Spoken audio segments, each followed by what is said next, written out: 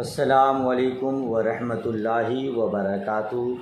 میں محمد عظمت رضا رضوی نظامی استاذ جامعۃ الرضا فاطمۃ الزہرا صورت گجرات درجہ فضیلت کی متعلمات سے مخاطب اور بخاری شریف کا درس دینے جا رہا ہوں۔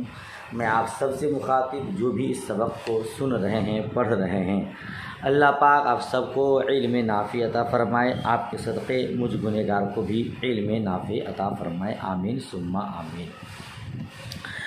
آئیے آج کا سبق پڑھتے ہیں۔ اللہ رب محمد صلی اللہ علیہ وسلم نحن عباد محمد صلی اللہ علیہ وسلم اللہم رب اشرح لی صدری ویسر لی امری واحلل عقدۃ من لسانی یفقهوا قولی اللہم رب یسر ولا تعسر وتمم بالخیر وبک نستعین یا فتاح یا فتاح یا فتاح اللہم افتح علینا حکمتک وانشر علینا رحمتک یا ذا الجلال والاکرام۔ بسم اللہ الرحمن الرحیم۔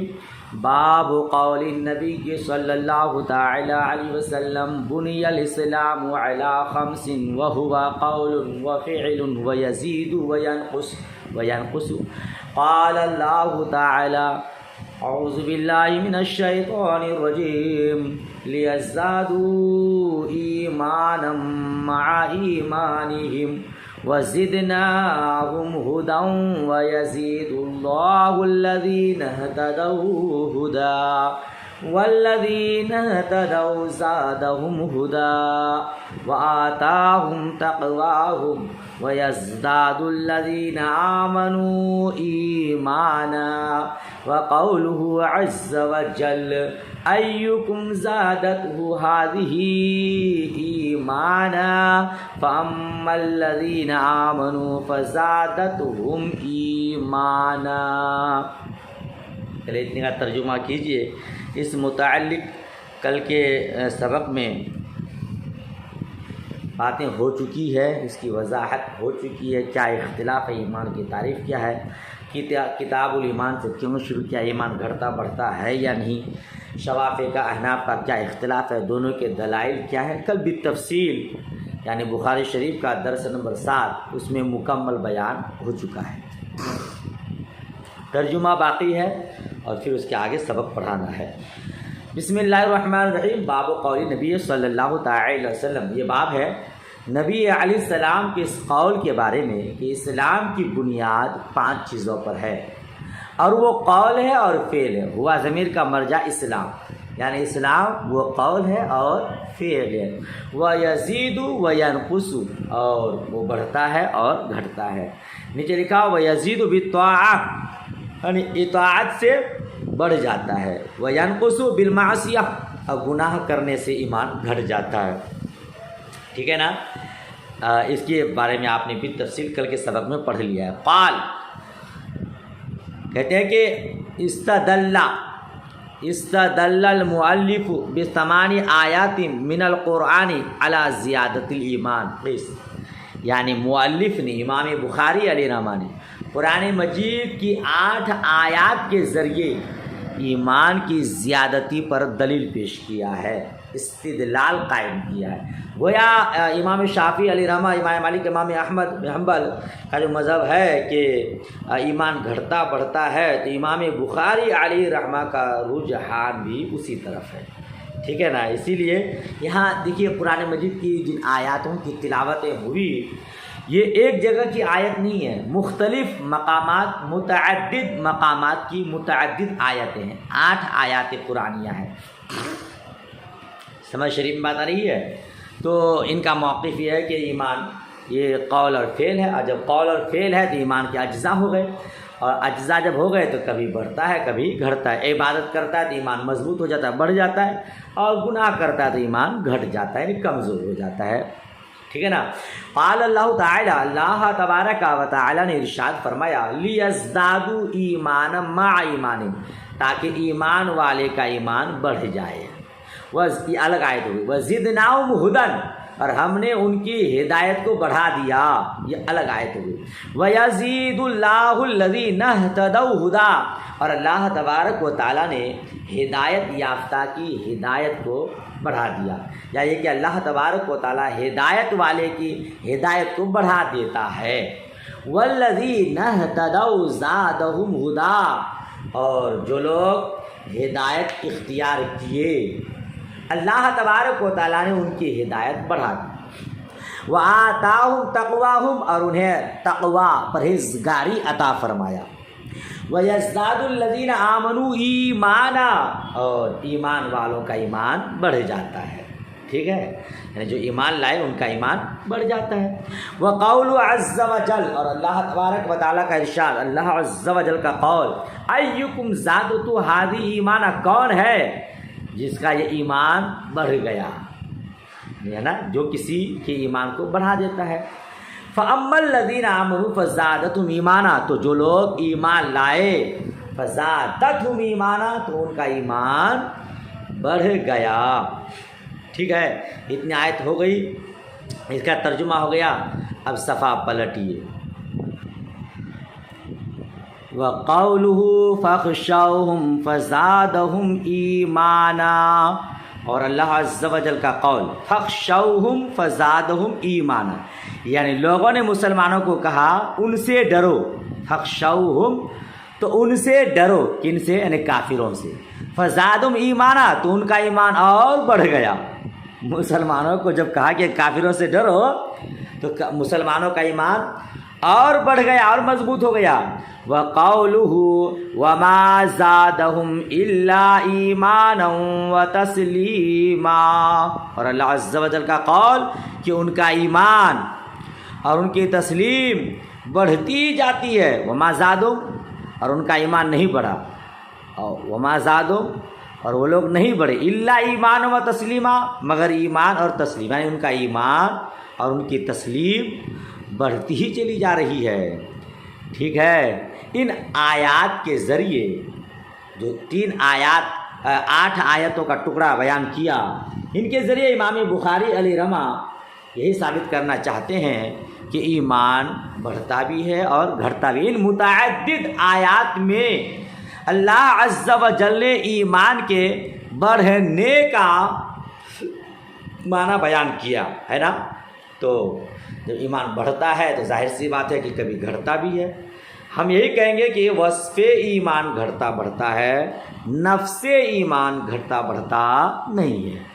پہلے آپ پڑھ چکے، وہ ایمان جو دخول فی النار کا منجی ہے، دخول فی النار سے بچانے والا ہے، وہ ایمان گھٹتا بڑھتا ہے۔ جو خلود فی النار سے بچانے والا ہے وہ ایمان گھٹتا بڑھتا نہیں ہے۔ آسان میں آپ یہ یاد کیجیے گا، ایمان کی صفت وصف ایمان گھٹتا بڑھتا ہے، نفس ایمان حقیقت ایمان گھٹتا بڑھتا نہیں ہے۔ اور گھٹنے بڑھنے کا مطلب یعنی کسی کا ایمان کمزور ہوتا ہے، کسی کا ایمان مضبوط ہوتا ہے۔ ہم میں سے کسی کا ایمان ابراہیم علیہ السلام کے ایمان کی طرح نہیں ہے، ٹھیک ہے۔ چلیے بات ختم ہو گئی۔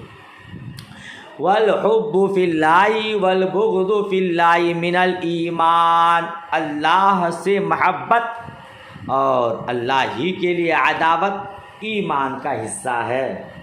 یہ اللہ کے لیے محبت، اللہ کے لیے بغض، عداوت ایمان سے ہے۔ جی، اس کا مطلب کسی سے آپ دوستی کریں تو رضائے الہی کے لیے، کسی سے دشمنی عداوت ہو رضائے الہی کے لیے، اپنی نفسانیت کے لیے نہیں۔ دوستی بھی آپ کسی سے کر رہے ہیں اللہ کے نیک بندوں سے، اس لیے تاکہ اللہ تبارک و تعالیٰ ان کے وسیلے سے مجھ سے راضی ہو جائے۔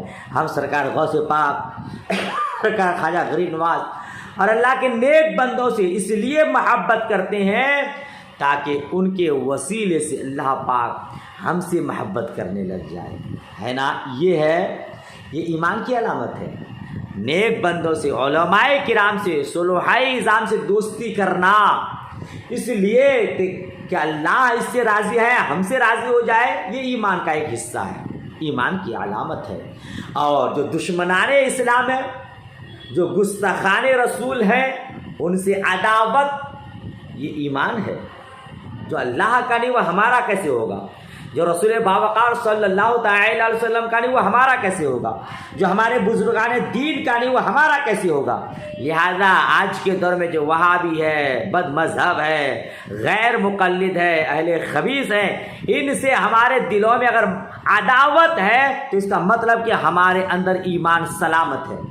جی لوگ کہتے ہیں خالی بس محبت کرو، عداوت نہیں، امن کا اور شانتی کا پیغام۔ بلا شبہ ہم تو دیتے رہے دیر ہے، مگر اسلام کا پیغام یہ کہ اللہ ہی کے لیے محبت ہو اور اللہ ہی کے لیے عداوت ہو۔ جو دشمنان رسول ہے وہ ہمارا نہیں ہے، ٹھیک ہے نا؟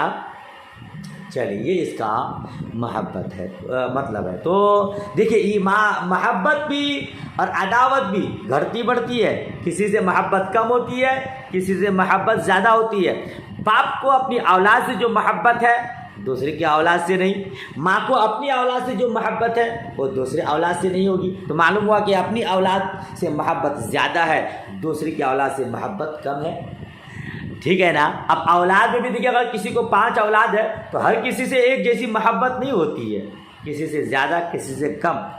کسی سے دشمنی ہوتی ہے تو بہت سخت دشمنی کہ اس کا چہرہ بھی دیکھنا گوارا نہیں، اور کسی سے کم دشمنی ہوتی ہے۔ تو معلوم ہی ہو رہا ہے کہ محبت، عداوت یہ بھی گھٹتی بڑھتی ہے، اور جب یہ ایمان سے ہے تو ثابت ہوا کہ ایمان گھٹتا بڑھتا ہے، ٹھیک ہے؟ ہمارا جواب کیا ہوگا؟ وہی کہ نفسی ایمان گھٹتا بڑھتا نہیں ہے، کیفیت ایمان گھٹتا بڑھتا ہے، وصفی ایمان گھٹتا بڑھتا ہے، اور اس کا ہم بھی انکار نہیں کرتے ہیں، ہم بھی اس کو مانتے ہیں کہ وصفی ایمان گھٹتا بڑھتا ہے، ٹھیک ہے؟ آگے دیکھیے گا عبارت، کہتے ہیں کتب عمر بن عبد العزیز الی عدی بن عدی ان للایمان فرائض و شرائع و حدودا۔ دیکھ رہے ہیں عمر بن عبد العزیز نے عدی بن عدی کی طرف خط لکھا۔ کیا خط لکھا؟ ایمان کے کچھ فرائض ہیں، کچھ شرائع ہیں اور کچھ حدود ہے۔ آپ کو لگتا ہے عبارت کچھ کم دکھ رہی ہے۔ فرائض کے اوپر بین السطور میں لکھا ہے کہ اے عقائد دینیہ، فرائض سے مراد عقائد دینیہ، اور شرائع کے اوپر لکھا ہے اعمال، یعنی شریعت کے اعمال، اور حدودن کے اوپر لکھا ہے منہیات ممنوعہ، یعنی منہیات شرعیہ۔ تو فرائض فرض کی جمع ہے، اس سے مراد عقائد دینیہ، اور بعض حضرات نے فرائض سے مراد لیا یہ فرائض کون سے؟ جیسے نماز ہے، روزہ ہے، حج ہے، زکوٰۃ ہے، یہ فرائض بعض حضرات نے مراد لیا ہے، ٹھیک ہے؟ اور شرائع سے مراد اعمال ہے، حدود سے مراد منہیات شرعیہ، جن چیزوں سے شریعت نے منع فرما دیا۔ کتب عمر بن عبد العزیز الی عدی بن عدی، آپ دیکھ رہے ہیں امام بخاری علیہ رحمہ نے اس کو سند کے ساتھ بیان نہیں کیا، جی کہ اس نے روایت کیا، اس نے روایت کیا، ایسا بیان نہیں کیا۔ ڈائریکٹ کیا بیان کیا کہ عمر بن عبد العزیز نے عدی بن عدی کی طرف خط لکھا۔ یاد رکھیے گا، اس طرح بہت مقامات پر آپ کو روایت ملے گی۔ یہ اس کو کہتے ہیں تعلیقات امام بخاری۔ کیا بولتے ہیں اس کو؟ تعلیقات، یعنی بلا سند کچھ احادیث و اقوال صحابہ اور اسلاف کے اقوال نقل کرتے ہیں، اس کو کہتے ہیں تعلیق۔ سمجھ رہے ہیں؟ تو ایسی باتوں میں آپ کہیں گے یہ تعلیقات امام بخاری ہے، کہ امام بخاری علیہ رحمہ بہت جگہوں میں بلا سند کچھ احادیث اور صحابہ کرام کے اقوال اور ہمارے اسلاف کے اقوال کو نقل کیا ہے، ٹھیک ہے نا؟ تو یہ عمر بن عبد العزیز نے لکھا، ایسا امام بخاری علیہ رحمہ نے بیان کیا، تو یہ تعلیق ہے، ٹھیک ہے؟ کیا کہتے ہیں اس کو؟ تعلیق یہ حدیث کی کتابوں میں معتبر ہے یا نہیں؟ تو آپ جانتے ہیں کہ امام بخاری علیہ رحمہ نے بخاری شریف میں صحیح احادیث کا التزام کیا ہے نا، احادیث صحیحہ کو اس میں نقل فرمایا ہے۔ تو امام بخاری علیہ رحمہ تعلیقات کو بھی اس میں بیان کیے ہیں، تو اس کا مطلب کہ یہ بھی مستند ہیں اور صحیح ہیں. اسی لیے امام بخاری علیہ رحمہ نے بیان کیا تاکہ دوسروں کو یہ معلوم ہو جائے کہ تعلیقات بھی اپنی جگہ درست ہے. سمجھ شریف میں بات آ گئی. بہرحال آپ کو یہ یاد رکھنا ہے کہ تعلیق امام بخاری یہ تعلیق ہے، اور تعلیق کہتے ہیں بلا سند کسی حدیث کو بیان کرنا یا کسی صحابی کے قول کو نقل کرنا یا اسلاف کے قول کو نقل کرنا. تو یہاں امام بخاری نے عمر بن عبدالعزیز کے قول کو نقل کیا ہے نا. یہ عمر بن عبدالعزیز کون ہے؟ دیکھیے آپ کو ایک بات بتا دوں، ابھی شروع کتاب ہے تو جس راوی کا نام پہلی مرتبہ آیا ہے ان کی مختصر سوانح حیات اور ان کا تعارف کرا دینا بہت مناسب والی بات ہے. پھر یہی روایت بعد میں آئے گی. جیسے آپ نے حضرت عمر فاروق اعظم رضی اللہ تعالیٰ عنہ کی روایت پڑھی، مختصر سوانح حیات سنی. حضرت عائشہ صدیقہ رضی اللہ تعالیٰ عنہ کی روایت پڑھی، مختصر سوانح حیات بیان ہو گئی. حضرت خدیجۃ الکبریٰ رضی اللہ تعالیٰ عنہ کا تذکرہ آیا، ان کی مختصر سوانح حیات پڑھ لی. حضرت عبداللہ ابن عمر کی روایت آئی، آپ نے ان کو پڑھ لیا. اب بعد میں انہی لوگوں کی روایت بیان ہوگی تو پھر میں سوانح حیات بیان نہیں کروں گا.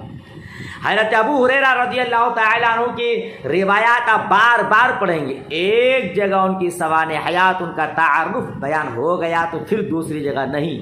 ٹھیک ہے نا. تو اب ان کا چونکہ پہلا مرحلہ ہے، ان کا نام پہلی مرتبہ آیا ہے، تو آئیے ان کی کچھ سوانح حیات سن لیتے ہیں اور اس کو اپنے ذہن خانے میں جگہ دیتے ہیں، اس کو یاد کر لیتے ہیں.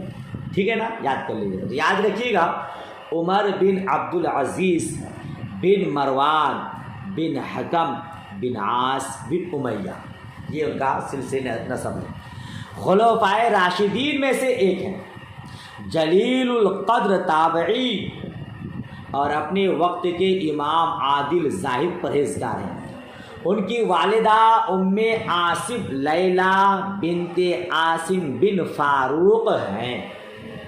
سن 61 ہجری میں مصر کے ایک شہر حلوان میں اسی مہینے میں پیدا ہوئے، اسی سال میں پیدا ہوئے جس سال حضرت امام حسین رضی اللہ تعالیٰ عنہ شہید ہوئے، یعنی سن 61 ہجری میں. اور سن 101 ہجری میں 20 یا 25 تاریخ کو رجب المرجب کے مہینے میں جمعہ یا جمعرات کو یا جمعہ کو تقریباً 40 سال کی عمر پا کر وصال ہوا. ٹھیک ہے. آپ کا لقب یعنی عمر بن عبدالعزیز کا لقب اشج ہے. اشج کے معنی ہے سر یا چہرے کے زخم والا. بچپن میں گھوڑے نے پیشانی پر مار دیا تھا، اس کا نشان رہ گیا تھا تو ہو گیا زخمی والا، اس لیے آپ کا لقب پڑ گیا اشج.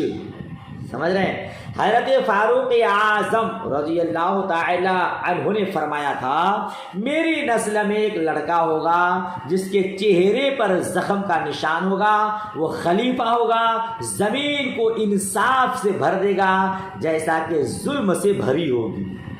ظلم سے زمین بھری ہوگی مگر میرے نسل کا وہ لڑکا زمین کو عدل و انصاف سے بھر دے گا. سبحان اللہ. آپ کی پیشین گوئی حق ثابت ہوئی اور پھر وہی ہوا کہ آپ نے عدل و انصاف سے اب زمین کو بھر دیا. سمجھ شریف میں بات آ رہی ہے. ان کے پاس یہ خوش نصیبی ہے جن کے پاس حضور نبی مکرم صلی اللہ تعالی علیہ وسلم کے کچھ موئے مبارک اور ناخن مبارک کے کچھ تراشے تھے. آپ نے وصیت فرمایا تھا کہ جب میں مر جاؤں تو میرے کفن میں رکھ دیا جائے. چنانچہ ایسا ہی ہوا. آپ کے کفن میں نبی مکرم صلی اللہ تعالی علیہ وسلم کے کچھ موئے مبارک اور کچھ ناخن شریف رکھ دیے گئے. بہت ہی زبردست عالم تھے. مشہور تھا کہ اس وقت علماء ان کے تلامذہ تھے. جی انہوں نے حضرت عبداللہ بن جعفر، حضرت انس رضی اللہ تعالی عنہم سے حدیث سنی ہے. ان کے زمانے میں صحابہ کرام کے وجود سے دنیا خالی ہو چکی تھی. جیسا کہ نبی مکرم صلی اللہ علیہ وسلم فرمایا، ایک صدی گزرنے پر آج کا کوئی جاندار زندہ نہ رہے گا. بہرحال تو حضرت عمر بن عبدالعزیز سے امام بخاری نے صرف ایک حدیث روایت کیا ہے. ٹھیک ہے. یہ عمر بن عبدالعزیز ہے. تو عمر بن عبدالعزیز نے خط لکھا. کہاں؟ عدی بن عدی کی طرف. یہ عدی بن عدی کون ہے؟ یہ تابعی ہیں، یہ اپنے باپ اور چچا عرس بن عمیر رضی اللہ تعالی عنہما سے روایت کرتے ہیں، ٹھیک ہے، یہ تابعی ہیں۔ تو عمر بن عبدالعزیز نے عدی بن عدی کی طرف خط لکھا، ایمان کے کچھ فرائض ہیں، کچھ شرائع ہیں، کچھ حدود ہیں، ہے نا؟ تو فرائض میں نے بتا دیا کہ اس سے مراد یا تو یہ نماز روزہ حج و زکوٰۃ یا پھر عقائد دینیہ، اور شرائع سے مراد اعمال ہے، ٹھیک ہے نا؟ اور بعض لوگوں نے شرائع سے مراد اعتقاد لیا ہے، اعتقادات لیا ہے، اور حدود سے مراد منہیات شرعیہ۔ ان تمام کے ذریعے، اچھا ہاں، اور وہ سننن، یہ لگے اور سنتیں ہیں، تو سنن سے مراد میں نے سطور میں لکھا ہے مندوبات، یعنی مستحبات مراد ہے نا؟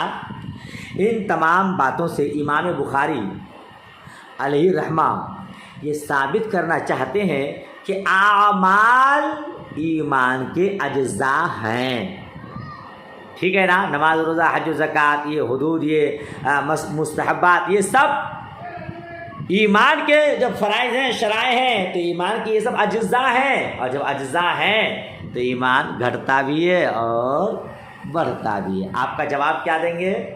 آپ کا جواب کیا ہوگا؟ احناف کی طرف سے آپ جواب یہ دیں گے کہ یہ کامل ایمان کی بات ہے، جس طرح خود آگے آ رہا فمن استکمل الایمان ومن لم یستکمل لم یستکمل الایمان، جس نے اس کو مکمل کیا اس نے اپنا ایمان مکمل کر دیا، اور جنہوں نے ان کو مکمل نہیں کیا اس نے اپنا ایمان مکمل نہیں کیا۔ تو اس سے یہ سمجھ میں آ رہا ہے کہ یہ ایمان کامل کی بات ہے، اور ظاہر سی بات ہے ہم بھی وہی کہتے ہیں کہ کامل ایمان وہ گھٹتا بھی ہے بڑھتا بھی ہے، کسی کا ایمان مکمل اکمل ہوتا ہے، کسی کا ایمان کمزور ہوتا ہے، لہذا اس میں ہمارا کوئی اختلاف نہیں ہے، ٹھیک ہے نا؟ ہاں اتنا ہے کہ اعمال اقوال ایمان کے اجزاء نہیں ہے، کہ اگر ایمان کے اجزاء قرار دیں گے تو انتفاع جز مستلزم انتفاع کل کو، میں نے بخاری شریف کا 7واں درس جو ہیڈنگ ہے اس میں یعنی کل کے سبق میں اس کو پڑھا دیا ہے، آپ وہاں اچھے سے یاد کر لیجئے گا۔ بہرحال کہتے ہیں فَإِنْ أَعِشْ فَسَأُبَيِّنُهَا لَكُمْ حَتَّى تَعْمَلُوا بِهَا، فرماتے ہیں اگر میں زندہ رہا تو ان قریب تم لوگوں کو اسے بیان کر دوں گا، حَتَّى تَعْمَلُوا بِهَا، یہاں تک کہ تم لوگ اس پر عمل کرو، وَإِنْ أَمُتْ، اور اگر میں مر گیا، فَمَا أَنَا عَلَىٰ صُحْبَتِكُمْ بِحَرِيصٍ، تو میں تم لوگوں کی صحبت میں رہنے کا لالچی نہیں ہوں۔ اگر میں زندہ رہا تو ساری باتیں بھی تفصیل بیان کروں گا تاکہ تم لوگ اس پر عمل کرو۔ ہاں اگر میں مر گیا تو کوئی بات نہیں، مجھے یہ ہوس بھی نہیں ہے، میں اس کا لالچی بھی نہیں ہوں کہ تمہاری صحبت میں رہ جاؤں، ٹھیک ہے۔ وقال ابراہیم علیہ السلام ولکن لیطمئن قلبی، جی، اور ابراہیم علیہ السلام نے کہا لیکن یہ کہ میرے دل کو اطمینان ہو جائے۔ کیا مطلب؟ اس کی تھوڑی سی وضاحت کرتا ہوں۔ دیکھیے یہ ولاکن لیطمئن قلبی آیت کا حصہ ہے نا؟ مکمل بات میں پڑھاتا ہوں، اس کو یاد کیجئے گا۔ یہ آپ کو سورہ بقرہ پارہ 3 میں ملے گا، یہ آیت سورہ بقرہ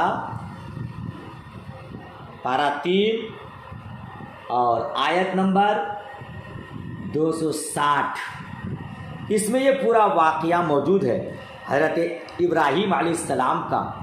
ہوا یوں کہ ابراہیم علیہ السلام نے رب کی بارگاہ میں عرض کیا، وَإِذْ قَالَ إِبْرَاهِيمُ رَبِّ أَرِنِي كَيْفَ تُحْيِي الْمَوْتَى قَالَ أَوَلَمْ تُؤْمِنْ قَالَ بَلَىٰ وَلَكِن لِّيَطْمَئِنَّ قَلْبِي قَالَ فَخُذْ أَرْبَعَةً مِّنَ الطَّيْرِ فَصُرْهُنَّ إِلَيْكَ ثُمَّ اجْعَلْ عَلَىٰ كُلِّ جَبَلٍ مِّنْهُنَّ جزءا ثم ادعوهن يأتينك سعيا واعلم أن الله عزيز حكيم۔ کیا مطلب؟ ترجمہ سنیے، ترجمہ کنز الایمان۔ اور جب عرض کی ابراہیم نے اے رب میرے مجھے دکھا دے تو کیوں کر مردے جلائے گا؟ فرمایا کیا تجھے یقین نہیں؟ عرض کی یقین کیوں نہیں، مگر یہ چاہتا ہوں کہ میرے دل کو قرار آ جائے۔ تو رب نے فرمایا تو اچھا 4 پرندے لے کر اپنے ساتھ ہلا لے، بلا لے، پھر ان کا ایک ایک ٹکڑا ہر پہاڑ پر رکھ دے، پھر انہیں بلا، وہ تیرے پاس چلے آئیں گے پاؤں سے دوڑتے، اور جان رکھ کہ اللہ غالب حکمت والا ہے۔ اس کا پورا واقعہ سماعت کیجئے۔ مفسرین نے لکھا ہے، تفسیر خزائن العرفان بیان کر رہا ہوں، مفسرین نے لکھا کہ سمندر کے کنارے ایک آدمی مرا پڑا تھا، ہے نا؟ سمندر کا پانی چڑھتا اترتا رہتا ہے، جب پانی چڑھتا تو مچھلیاں اس لاش کو کھاتی، اور جب پانی اتر جاتا تو جنگل کے درندے کھاتے، اور جب درندے جاتے تو پرندے کھاتے۔ حضرت سیدنا ابراہیم علیہ السلام نے یہ ملاحظہ فرمایا تو آپ کو شوق ہوا کہ آپ ملاحظہ فرمائے کہ مردے کس طرح زندہ کیے جائیں گے۔ چنانچہ آپ نے بارگاہ الہی میں عرض کیا، یا رب مجھے یقین ہے کہ تو مردوں کو زندہ فرمائے گا اور ان کے اجزاء دریائی جانوروں، درندوں کے پیٹ اور پرندوں کے پیٹوں سے جمع فرمائے گا، لیکن میں یہ عجیب منظر دیکھنے کی آرزو رکھتا ہوں۔ ٹھیک ہے، یہ کہا۔ اور بعض مفسرین نے کہا ہے یہ بھی قول، جب اللہ تعالیٰ نے حضرت ابراہیم علیہ السلام کو اپنا خلیل کیا، بنایا، تو ملک الموت اللہ رب العزت سے اجازت لے کر آپ کو یہ بشارت سنانے آئے۔ آپ نے بشارت سن کر اللہ کی حمد کی اور ملک الموت سے فرمایا کہ اس خلت کی علامت کیا ہے؟ جی میں خلیل بنایا گیا، اس کی پہچان کیا ہے؟ عرض کیا کہ اللہ تعالیٰ آپ کو دعا قبول فرمائے گا، اللہ تبارک و تعالیٰ آپ کی دعا قبول فرمائے گا، اور آپ کے سوال پر مردے زندہ کرے، تب آپ نے یہ دعا کی۔ سمجھ رہے ہیں؟ یہ علامت بتائی، تب آپ نے رب کی بارگاہ میں دعا کی کہ مولا میں دیکھنا چاہتا ہوں کہ تو مردہ کو کیسے زندہ کرے گا۔ بہرحال جب حضرت ابراہیم علیہ السلام نے رب کی بارگاہ میں یہ خواہش ظاہر کی تو رب نے کیا فرمایا؟ کیا تجھے ایمان نہیں ہے؟ اولم تؤمن، تجھے یقین نہیں؟ اے دیکھیے اللہ تبارک و تعالیٰ تو عالم غیب و شہادہ ہے، اس کو حضرت ابراہیم علیہ السلام کے کمال ایمان اور یقین کا علم ہے، اس کے باوجود ارشاد فرمایا کیا تجھے یقین نہیں؟ کیوں اس طرح فرمایا رب تبارک و تعالیٰ نے؟ تاکہ سامعین کو، سننے والوں کو، جیسے آج ہم لوگ سن رہے ہیں، سوال کا مقصد معلوم ہو جائے اور وہ جان لے کہ یہ سوال کسی شک و شبہ کی بنا پر نہ تھا۔ سمجھ رہے ہیں؟ اسی لیے رب تبارک و تعالیٰ نے حضرت ابراہیم علیہ السلام سے فرمایا کیا تجھے یقین نہیں؟ اس نے کہا کہ ہاں یقین ہے، مگر یہ بات ہم چاہتے ہیں۔ ٹھیک ہے نا؟ تو رب تبارک و تعالیٰ نے ارشاد میں اچھا تو ایک کام کرو 4 پرندے لے لو۔ وہ 4 پرندے کون تھے؟ کیا تھے؟ مفسرین کرام نے لکھا ہے، خزائن العرفان کے اسی حاشیہ میں لکھا ہے کہ حضرت ابراہیم علیہ السلام نے 4 پرندے لیے، مور، مرغ، کبوتر، کوا۔ انہیں اللہ تبارک و تعالیٰ کے حکم سے ذبح کیا، ان کے پر اکھاڑے اور قیمہ کر کے ان کے اجزاء کو ایک جگہ ملا دیے۔ ٹھیک ہے نا؟ اور ملانے کے بعد ایک دوسرے کے حصہ کو الگ الگ پہاڑ پر لے جا کے رکھ دیا اور سب کا سر اپنے پاس رکھ لیا۔ سمجھ رہے ہیں؟ گوشت ایک جگہ ملا دیا، سب کی بوٹی کر کے قیمہ بنا کر کے ایک جگہ مکس کر دیا اور الگ الگ پہاڑوں پہ لے جا کے تھوڑا تھوڑا گوشت رکھ دیا، اور 4 پرندوں کے سر اپنے پاس حضرت ابراہیم علیہ السلام نے رکھ لیے۔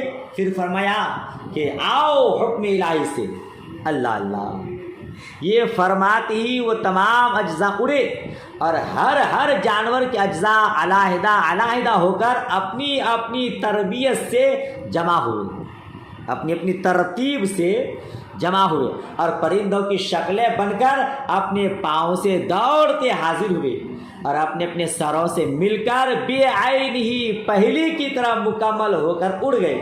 سبحان اللہ، حضرت ابراہیم علیہ السلام کو مزید یقین ہو گیا۔ سمر شریف میں بات آئی، اسی کی طرف اس آیت سے اشارہ، وَلَٰكِن لِيَطْمَئِنَّ قَلْبِي، ٹھیک ہے نا؟ تو یہ ہے۔ اچھا، امام بخاری علیہ رحمہ اس سے کیا ثابت کرنا چاہتے ہیں؟ اس سے یہی ثابت کرنا چاہتے ہیں کہ ایمان گھٹتا بھی ہے، بڑھتا بھی ہے۔ دیکھیے حضرت ابراہیم علیہ السلام کا ایمان کتنا بڑھا ہوا ہے اور ہم لوگوں کا ایمان کتنا کمزور ہے۔ ہم کہیں گے نفسی ایمان گھٹتا بڑھتا نہیں ہے، وصف ایمان گھٹتا بڑھتا ہے، یعنی کمال کے اعتبار سے، ناقص کے اعتبار سے، اور اس میں کوئی شک نہیں۔ ہم بھی کہتے ہیں کہ کسی کا ایمان مکمل اکمل ہوتا ہے، کسی کا ایمان کمزور ہوتا ہے۔ بات ختم ہو گئی، آگے بڑھتے ہیں۔ وقال معاذ اجلس بنا نؤمن ساعة وقال ابن مسعود اليقین الایمان کلہ۔ حضرت معاذ بن جبل، کون ہے یہ؟ حضرت معاذ بن جبل رضی اللہ تعالی عنہ نے فرمایا ہمارے ساتھ بیٹھو تاکہ تھوڑی دیر ایمان کی باتیں کریں۔ اجلس بنا نؤمن ساعة، ہمارے ساتھ تھوڑی دیر بیٹھو، کب ایمان کی باتیں کریں۔ حضرت معاذ بن جبل رضی اللہ تعالی عنہ کی روایات آپ بار بار پڑھتے ہیں، ابھی مسلم شریف میں بھی پڑھیں گے، ہے نا، لبیک و صادق والی حدیث۔ تو یہ معاذ بن جبل کی کچھ تعارف کرا دوں آپ کو، اسے بھی یاد کر لیجئے، پھر آگے جا کے ان کو نہیں بتاؤں گا، ٹھیک ہے؟ معاذ بن جبل رضی اللہ تعالیٰ عنہ یہ انصاری، خزرجی فقہا اور عباد صحابہ میں بہت ممتاز حیثیت رکھتے ہیں۔ ان کی کنیت ابو عبداللہ ہے، بہت حسین و جمیل، شجاع، سخی تھے۔ 18 سال کی عمر میں ایمان لائے، عقبہ ثانیہ میں شریک ہوئے۔ سب سے پہلے اجتہاد کی اجازت انہی کو ملی۔ جی آپ حدیث پڑھیں گے، کون سی حدیث؟ جب ان کو یمن کا حاکم بنا کر مصطفیٰ جانمت بھیج رہے تھے تو ان سے دریافت فرمایا، اے معاذ فیصلہ کیسے کرو گے؟ عرض کیا کتاب اللہ سے۔ میرے آقا نے ارشاد فرمایا اگر اس میں نہ پاؤ تو عرض کیا رسول اللہ صلی اللہ علیہ وسلم کی سنت سے۔ میرے آقا نے ارشاد فرمایا اس میں بھی نہ ملے تو عرض کیا کامل غور و خوض کے بعد اپنی رائے یعنی قیاس سے۔ مصطفیٰ جان رحمت نے فرمایا تھا اللہ کا شکر ہے جس نے اللہ کے رسول کے فرستادے کو خیر کی توفیق دی، ہے نا؟ یہ حدیث آپ پڑھیں گے بھی مسلم شریف میں، اور اس کتاب میں بھی بار بار ان کی روایات آئے گی۔ اچھا، نبی مکرم صلی اللہ تعالی علیہ وسلم ان سے بہت محبت فرماتے تھے، کبھی کبھی اپنے ساتھ سواری پر بھی بیٹھا لیتے تھے۔ جی ان کے بارے میں فرمایا قرآن 4 آدمیوں سے سیکھو، ابن مسعود یعنی عبداللہ ابن مسعود سے، سالم مولا ابو حذیفہ سے، ابی بن کعب سے، اور معاذ بن جبل رضی اللہ تعالی عنہ، ان سے، ان چاروں سے، ٹھیک ہے نا؟ اس کے علاوہ یہ ملکی سیاست، جنگی مہمات میں بھی اچھی رائے رکھتے تھے۔ سیدنا صدیق اکبر، سیدنا فاروق اعظم رضی اللہ تعالیٰ تمام مشکلات میں ان سے مشورہ لیتے تھے۔ جی ایک بار تو حضرت فاروق اعظم رضی اللہ تعالیٰ عنہ نے ارشاد فرمایا اگر معاذ نہ ہوتے تو عمر ہلاک ہو جاتا۔ امین امت حضرت ابو عبیدہ بن جراح رضی اللہ تعالیٰ عنہ کے وصال کے بعد شام کی پوری افواج کے سپہ سالار اعظم مقرر ہوئے، مگر امواس کے تعاون نے انہیں بھی نہیں چھوڑا۔ حضرت ابو عبیدہ کے چند ہی دن کے بعد 17 یا 18 ہجری میں وصال فرمایا۔ اس وقت آپ کی عمر 34 سال کی تھی۔ ان سے 157 احادیث مروی ہیں، ٹھیک ہے؟ تو اب دیکھیے حضرت یہ حضرت معاذ بن جبل ہیں جو کیا فرما رہے ہیں، اجلس بنا نؤمن ساعۃ، تھوڑی دیر ہمارے ساتھ بیٹھو کہ ایمان کی باتیں کریں۔ دیکھیے حضرت معاذ بن جبل رضی اللہ تعالیٰ عنہ بلا شک و شبہ مومن تھے، ہے نا؟ اس لیے ان کے اس فرمانے کا مطلب یہ ہے کہ آؤ تھوڑی دیر بیٹھ کر ایمان کی باتیں کریں. نؤمن بنا کا یہ معنی کہ ہم ایمان لائیں. آپ تو صاحب ایمان پہلے سے ہیں ماشاءاللہ. تو کیا معنی ہوگا اس کا سلیس؟ آؤ تھوڑی دیر بیٹھیں اور ایمان کی باتیں کریں. ٹھیک ہے نا؟ یا یہ مطلب کہ دلائل و آیات میں غور و خوض کر کے ایمان کو اور مضبوط بنائیں. یا یہ مطلب کہ تجدید ایمان کریں. جی حضور نبی مکرم صلی اللہ تعالی علیہ وسلم نے ایک جگہ ارشاد فرمایا جددوا ایمانکم. قیل یا رسول اللہ کیف نجدد ایماننا؟ قال اکثروا من قول لا الہ الا اللہ. یعنی اپنے ایمان کو تازہ کرتے رہو. صحابہ کرام نے عرض کیا یا رسول اللہ صلی اللہ علیہ وسلم کیسے ایمان تازہ کریں؟ میرے آقا نے ارشاد فرمایا لا الہ الا اللہ پڑھ کر. سمجھ رہے ہیں؟ تو مطلب یہ ہے کہ ایمان کا تذکرہ کریں گے تو ایمان مضبوط ہوگا، ہے نا؟ وقال ابن مسعود الیقین الایمان کلو. اور حضرت عبداللہ ابن مسعود نے فرمایا یقین پورا ایمان ہے. سبحان اللہ. عبداللہ ابن مسعود ان کی بھی روایات آپ بار بار پڑھیں گے. یہاں ان کا تھوڑا سا تعارف کر دیتا ہوں، ان کو بھی آپ نوٹ کر لیجئے. ان کا نام عبداللہ ہے. عبداللہ ابن مسعود تب نہ بولا جاتا ہے. روایت میں خالی ابن مسعود ہے، مگر یہ کون ہے؟ عبداللہ ابن مسعود. ان کی کنیت ابو عبد الرحمن ہے. یہ سابقین اولین میں سے ہیں. ابتدا ہی میں حضرت عمر رضی اللہ تعالی عنہ سے بھی پہلے ایمان لائے تھے. جی بعض لوگوں نے تو یہ کہا ہے کہ یہ چھٹے مسلمان ہیں. ان کی والدہ ام عبد بھی ایمان سے مشرف ہوئی. بعض احادیث میں ان کو ابن ام عبد بھی فرمایا گیا ہے، جس نے یہاں ابن مسعود فرمایا گیا نا. تو کچھ روایات میں ابن ام عبد بھی فرمایا گیا ہے. تو سمجھ جائیے گا یہ وہی عبداللہ ابن مسعود ہے نا. انہوں نے حبشہ بھی ہجرت کی، مدینے بھی، تمام غزوات میں شریک بھی، اور مصطفیٰ جان رحمت صلی اللہ تعالی علیہ وسلم کے خادم خاص صاحب سر تھے. مصطفیٰ جان رحمت صلی اللہ علیہ وسلم جب نعلین مبارک اتارتے تو یہ انہیں اپنی آستین میں رکھ لیتے، اس لیے ان کو صاحب سر، صاحب نعلین، صاحب سواک اور صاحب وسادہ کہا جاتا ہے. جی یہ تکیہ لے کر رہتے تھے، یہ نعلین مبارک کو اٹھا لیتے تھے، یہ حضور کے رازدار تھے، اور حضور کا مسواک بھی ان کے پاس رہتے تھے. سمجھ رہے ہیں؟ ان کے بارے میں حضور نبی مکرم صلی اللہ تعالی علیہ وسلم نے ارشاد فرمایا میری امت کے لیے ابن ام عبد جو پسند کریں مجھے بھی پسند ہے، اور جسے یہ ناپسند کریں مجھے بھی ناپسند ہے. دیکھنے میں صحت میں بہت دبلے پتلے تھے اور قد بھی بہت مختصر تھا. لمبے آدمی بیٹھتے تھے تو یہ کھڑے ہوتے تھے، برابری رہتے تھے، ہے نا. بہت مطلب قد مختصر تھا. غزوہ بدر میں ابو جہل کا سر انہوں نے تن سے جدا کیا تھا. جی کون؟ عبداللہ ابن مسعود. مجتہدین صحابہ کی صف اول میں ہے. فقہ حنفی کی زیادہ تر بنیاد انہی پر ہے. فقہ حنفی کیا بلکہ مطلق فقہ کے بارے میں یہ کہا گیا ہے کہ اسے بویا عبداللہ ابن مسعود نے. فقہ کو کس نے بویا؟ عبداللہ ابن مسعود نے. سینچا علقمہ نے، اور کاٹا ابراہیم نخعی نے، اور اسے گاہا حماد نے، اور اسے پیسا امام اعظم ابو حنیفہ نے، اور گوندا امام ابو یوسف نے، اور روٹی پکائی امام محمد نے، اور ساری دنیا ان کی روٹی کھاتی ہے، یعنی فقہ کی تعلیم حاصل کرتی ہے. سمجھ شریف میں بات آئی؟ جی حضرت سیدنا فاروق اعظم رضی اللہ تعالی عنہ نے ان کو کوفے کا قاضی اور بیت المال کا خازن بنایا تھا، اور ابتدائے خلافت عثمانی تک اسی منصب پر رہے، یعنی وہاں کا خازن اور بیت المال کا خازن اور کوفے کا قاضی بن کر رہے. پھر مدینہ طیبہ واپس آئے. وہی سن 32 ہجری میں وصال فرمایا.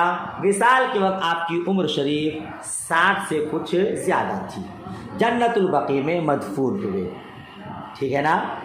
تو یہ حضرت عبداللہ ابن مسعود ہے. اس سے پہلے بھی میں نے آپ کو بتایا کہ 4 صحابہ کرام کو عباد علیہ اربع کہا جاتا ہے. ان میں سے ایک حضرت عبداللہ ابن مسعود بھی ہے. عباد علیہ اربع یعنی حضرت عبداللہ ابن عمر ہے نا، حضرت عبداللہ ابن عمر رضی اللہ تعالیٰ عنہ، حضرت عبداللہ ابن زبیر رضی اللہ تعالیٰ عنہ، حضرت عبداللہ ابن عباس رضی اللہ تعالیٰ عنہ، اور حضرت عبداللہ ابن عمرو بن عاص رضی اللہ تعالیٰ عنہما۔ لیکن فقہا کے نزدیک عباد الاربعہ میں حضرت عبداللہ بن عمرو بن عاص کے بجائے حضرت عبداللہ ابن مسعود داخل ہے، تو عباد الاربعہ میں ہے یہ، ٹھیک ہے نا۔ اس میں تطبیق کیا دیں گے؟ پہلی محدثین کی اصطلاح ہے اور دوسری فقہا کی۔ پہلے چار جو میں نے بتایا وہ محدثین کے نزدیک عباد الاربعہ ہے، اور بعد کے چار یہ کیا ہے؟ فقہا کے نزدیک ہے۔ بہرحال تو یہ بات ہو گئی الیقین الایمان کلہ، یہ حدیث کا ایک ٹکڑا ہے، مکمل حدیث ہے الصبر نصف الایمان والیقین کلہ، یعنی صبر آدھا ایمان ہے اور یقین پورا ایمان ہے۔ سمجھ رہے ہیں؟ یقین کس کو کہتے ہیں؟ یاد رکھیے گا، یقین اس علم کو کہتے ہیں جس میں کسی قسم کا تردد، شک و شبہ نہ ہو، ہے نا۔ تو ظاہر سی بات ہے، امام بخاری علماء ثابت کرنا چاہتے ہیں کہ ایمان کے اجزاء ہیں یقین، علم وغیرہ، ہے نا۔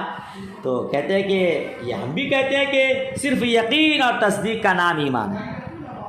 تصدیق بالقلب ہی کا نام ایمان ہے نا، زبان سے اقرار کرنا تو احکام اسلام کے اجرا کے لیے شرط ہے، ٹھیک ہے۔ اچھا، اتنی بات ہو گئی تو آگے بڑھتے ہیں۔ وقال ابن عمر لا يبلغ العبد حقیقت التقوی حتى يدع ما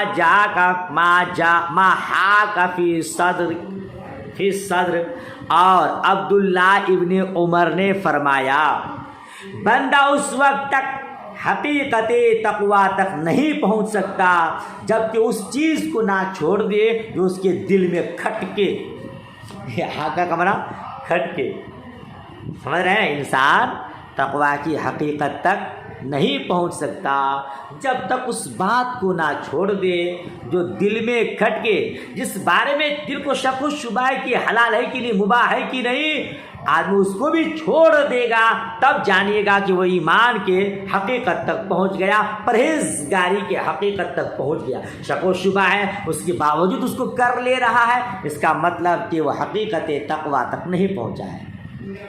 سمجھ رہے ہیں؟ اچھا، یہ روایت کن کی ہے؟ یہ تعلیق ہے، یہ تعلیقات ہے نا، یہ تعلیقات ہے بہن، میں نے پہلے بتایا نا کہ دیکھیے بغیر سند کے ڈائریکٹ ان صحابہ کرام اور تابعین کے اقوال کو بیان کر دیا، لہذا یہ تعلیقات امام بخاری ہیں۔ تو یہ بات کہ عبداللہ ابن عمر نے کہا، یہ عبداللہ ابن عمر کون ہے؟ ان کا بھی نام پہلی مرتبہ آیا ہے، کچھ مختصر تعارف بتا دیتا ہوں تاریخ کی روشنی میں، اسے بھی آپ یاد کر لیجئے گا، پھر بعد میں نہیں۔ یہ عبداللہ ابن عمر نام سے آپ جان لیں کہ حضرت عمر فاروق اعظم رضی اللہ تعالی عنہ کے شہزادے ہیں، نام عبداللہ ہے۔ ام المؤمنین حضرت حفصہ رضی اللہ تعالی عنہا کے حقیقی بھائی ہیں۔ ان کی ماں زینب بنت مزعون حضرت عثمان بن مزعون کی بہن تھی۔ یہ اپنے والد ماجد کے ساتھ مکہ المکرمہ میں بچپنے میں اسلام کے دامن سے وابستہ ہوئے، اپنے والد ہی کے ساتھ ہجرت کی اور کم عمر ہی میں غزوہ بدر، غزوہ احد میں شریک ہوئے۔ عباد الاربعہ میں ہے، بہت بڑے عابد، زاہد، متقی، پرہیزگار تھے۔ حضرت جابر رضی اللہ تعالی عنہ نے فرمایا ہم میں سے ہر ایک کچھ نہ کچھ دنیا کی طرف جھکا سوائے عبداللہ ابن عمر کے، سوائے ابن عمر کے، اور کہتے ہیں کہ یہ ہمیشہ حق بات پر ثابت قدم رہے، کلمہ حق کہنے میں کسی کی پرواہ نہ کرتے۔ ان بزرگوں میں سے ایک یہ بھی ہیں جنہوں نے یزید کی بیعت نہیں کی۔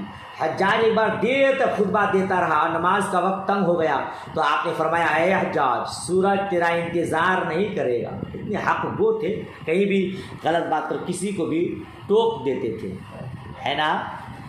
غزوہ کہتے ہیں عرفات، مزدلفہ وغیرہ میں جہاں نبی مکرم صلی اللہ علیہ وسلم نے قیام فرمایا تھا، حجاج سے آگے بڑھ کر قیام فرماتے، اس وجہ سے حجاج ان سے چڑھا رہتا تھا۔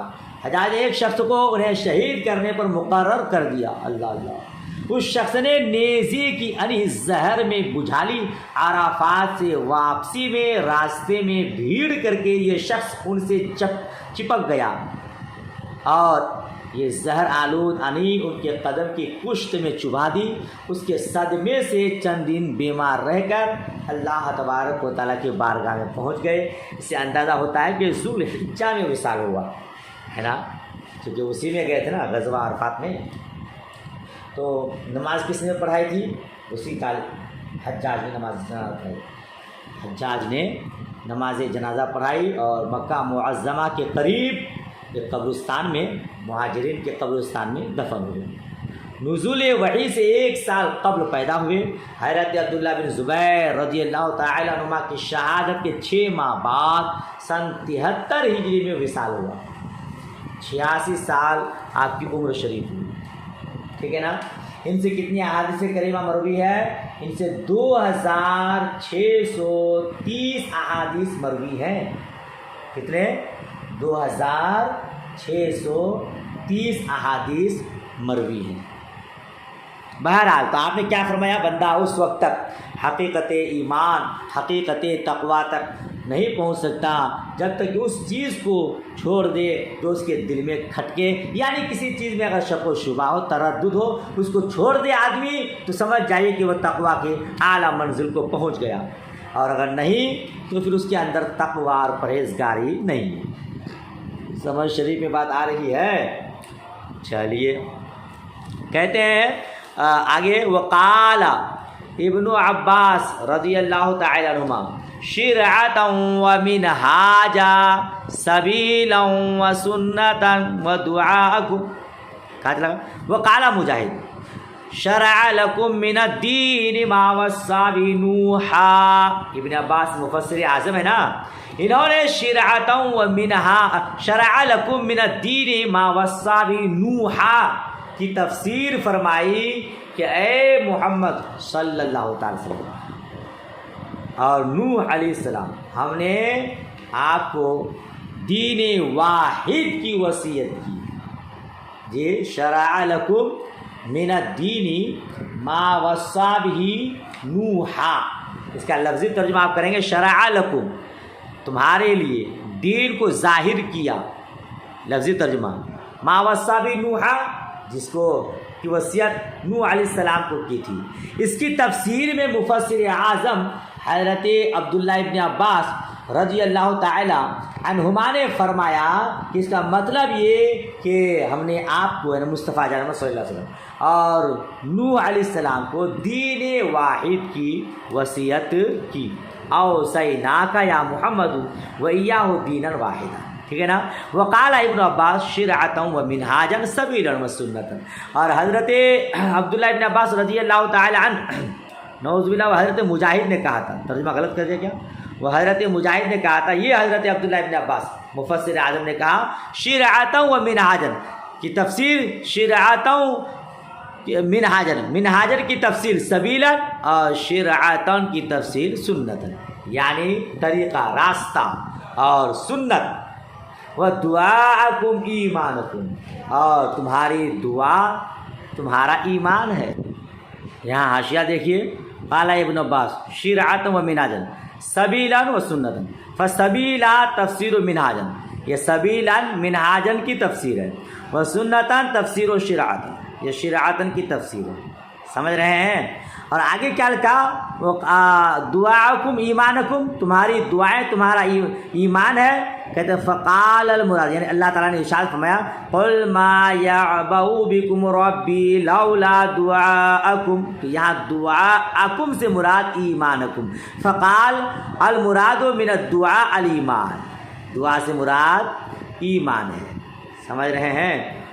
تو یہ حضرت عبداللہ ابن عباس رضی اللہ تعالی عنہما نے فرمایا ہے اس کی تفسیر میں۔ اس کا خلاصہ کیا؟ ان تمام تعلیقات اور روایات اور قرآنی آیات کے ذریعے امام بخاری علیہ رحمہ یہ ثابت کرنا چاہتے ہیں کہ اقوال و افعال ایمان کے اجزاء ہیں، ٹھیک ہے نا، اور ایمان گھٹتا ہے بڑھتا ہے۔ ہم کہیں گے کہ نفسی ایمان گھٹتا بڑھتا نہیں ہے، جس ایمان کی بات آپ کر رہے ہیں یعنی وصف ایمان کہ کسی کا ایمان کمزور ہوتا ہے کسی کا زیادہ، اس میں ہمارا بھی کوئی اختلاف نہیں ہے۔ ہم بھی کہتے ہیں کہ کسی کا ایمان کمزور ہوتا ہے اور کسی کا ایمان مضبوط ہوتا ہے، ٹھیک ہے۔ حدثنا عبید اللہ بن موسیٰ قال اخبرنا حنظلة بن ابی سفیان عن اکرمۃ بن خالد عن ابن عمر قال قال رسول اللہ صلی اللہ تعالی وسلم بنی الاسلام علی خمس شہادۃ ان لا الہ الا اللہ وان محمد رسول اللہ واقام الصلاۃ وایتاء الزکاۃ والحج وصوم رمضان۔ جی حضرت عبداللہ ابن عمر رضی اللہ تعالی عنہما سے روایت فرماتے ہیں رسول اللہ صلی اللہ تعالی وسلم نے ارشاد فرمایا اسلام کی بنیاد 5 چیزوں پر ہے، گواہی دینا کہ اللہ کے سوا کوئی معبود نہیں اور جناب محمد مصطفیٰ صلی اللہ علیہ وسلم اللہ کے رسول ہیں، اور نماز قائم کرنا اور زکوٰۃ ادا کرنا اور حج ادا کرنا اور رمضان شریف کا روزہ رکھنا۔ یہ اسلام کے 5 ارکان ہیں، بنیاد اسلام ہے۔ ایک حدیث چونکہ رک گئی، ٹائم حالانکہ زیادہ ہوا، باب ختم ہو جائے اگلا باب کل سے شروع کروں، اس لیے اس حدیث کو بھی پڑھا دیتا ہوں۔ تو اسلام کی بنیاد 5 چیزوں پر ہے، آپ لا الہ الا اللہ جان ہی رہے ہیں، نماز روزہ حج و زکوٰۃ آپ جان ہی رہے ہیں۔ بس ایک اہم بات یہاں یہ بتا دوں کہ اسلام کی بنیاد انہی 5 چیزوں پر کیوں ہے نا۔ تو دلیل حسن اچھے سے یاد کیجیے، یاد رکھیے گا، عبادات مفروضہ منحصر ہے بدنی اور مالی میں۔ اسلام کی بنیاد 5 چیزیں ہی ہے، دلیل حصر کیا؟ تو آپ بولیے گا عبادات مفروضہ منحصر ہے بدنی اور مالی میں۔ اگر صرف مالی ہے تو یہ زکوٰۃ ہے نا، زکوٰۃ صرف مالی ہے، مال دینا ہے، اور بدنی کی 2 صورتیں ہیں، صرف قولی ہے یا صرف بدنی۔ صرف بدنی روزہ، صرف قولی توحید و رسالت کی گواہی یعنی لا الہ الا اللہ محمد رسول اللہ، یا قولی بدنی دونوں ہے یہ نماز ہے، اور مالی بدنی دونوں ہے تو حج ہے، ٹھیک ہے نا۔ اسلام کی بنیاد انہی 5 چیزوں پر ہے۔ یہاں بھی دیکھیے کہ اسلام کی بنیاد 5 چیزوں پر ہے، معلوم یہ ہوا کہ اگر ان میں سے کوئی ایک نہ پایا جائے تو بنیاد ختم ہو جائے گی، ایمان کیا ہو جائے گا؟ کمزور ہو جائے گا۔ امام بخاری علیہ رحمہ یہی تو ثابت کرنا چاہتے ہیں، اور شوافی انہی سے تو دلیل لے رہے ہیں کہ بھائی 5 بنیاد ہے، لہٰذا ان میں سے کوئی آدمی جو ہے نماز پڑھ رہا ہے، روزہ رکھ رہا ہے مگر زکوٰۃ نہیں دے رہا ہے، زکوٰۃ دے رہا ہے صاحب استطاعت کے باوجود حج نہیں ادا کر رہا ہے، تو پھر اس کا ایمان تو کمزور ہو جائے گا نا۔ جی جیسے مان لیجئے کسی کا گھر ہے کہ 4 کھمبے ہیں، 4 پلر ہیں، بنیاد ہے، اس میں سے ایک کمزور ہو جائے گا تو کیا ہو جائے گا؟ گھر کمزور ہو جائے گا۔ مگر یاد رکھیے کہ ان 5 میں سے اگر کسی کو آدمی کرتا ہے کسی کو نہیں کرتا ہے تو ان کا ایمان تو رہے گا مگر ان کا ایمان کمزور ہو جائے گا۔ جیسے گھر کی 4 پلر ہے، اگر ایک کمزور ہو جائے، ایک گر جائے تو گھر تو رہے گا مگر گھر کمزور ہوگا، ٹھیک ہے نا۔ تو ہم یہی کہتے ہیں، ہم بھی کہتے ہیں کہ ایمان کمزور ہوگا، یعنی وصف ایمان کمزور ہو جائے گا، ہے نا۔ اچھا ایک بات اور ذکر کیا کہ روایت جو بیان کی اقام الصلاۃ و ایتاء الزکاۃ والحج وصوم رمضان، یہاں اس حدیث میں حج صوم رمضان سے پہلے ہے نا۔ حالانکہ روزہ سن 2 ہجری میں اور حج 9 ہجری میں فرض ہوا، تو کیا ہونا چاہیے؟ صوم رمضان پہلے ہونا چاہیے اور حج بعد میں ہونا چاہیے۔ یہ ایک اعتراض ہوگا۔ بہت سارے مقامات پر صحابہ کرام نے بتایا بھی کہ حضور نے صوم رمضان پہلے کہا، حج بعد میں کہا۔ تو اعتراض اگر کوئی اس طرح کرتا ہے کہ صوم رمضان کو پہلے بیان کرنا چاہے، حج کو بعد میں، چونکہ صوم رمضان پہلے فرض ہوا، حج بعد میں، تو آپ جواب دیجیے گا کہ یہاں جو واو ہے یہ مطلقاً جمع کے لیے ہے، یعنی ان تمام کا مجموعہ اسلام کی بنیاد ہے۔ یہاں واو ترتیب کے لیے نہیں کہ پہلے نماز پھر زکوٰۃ پھر حج پھر روزہ، ترتیب کے لیے نہیں ہے، بلکہ واو جمع کے لیے ہے۔ مطلب یہ کہ ان تمام کا مجموعہ اسلام کی بنیاد ہے۔ ٹائم زیادہ ہوا، چلیے آج کا سبق یہیں تک، جو سمجھ میں نہیں آئے پوچھیے گا، انشاءاللہ بتاؤں گا۔ دعائے خیر میں یاد۔ اللہ حافظ، خدا حافظ۔